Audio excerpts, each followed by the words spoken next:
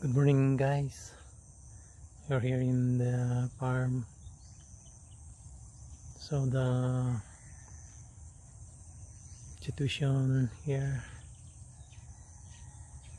look like this because of strong winds with rain, like a squall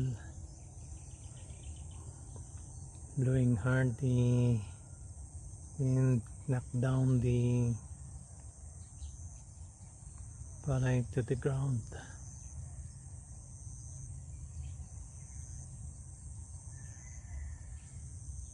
So this is one thing that visits the farmer during the time of squall.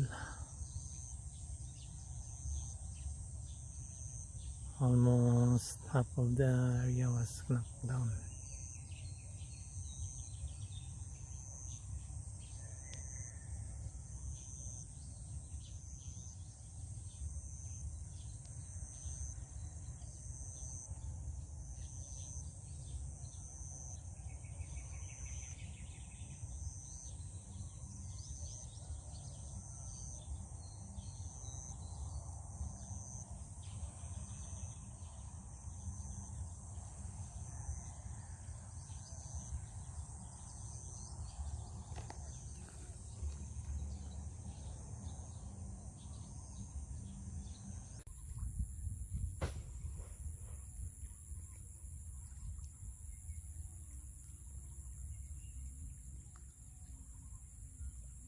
Sabi mo tumangan di kapon.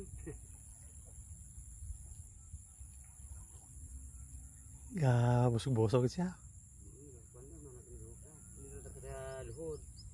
Dapat ka na. Ito ninyo na eh. Dito ako.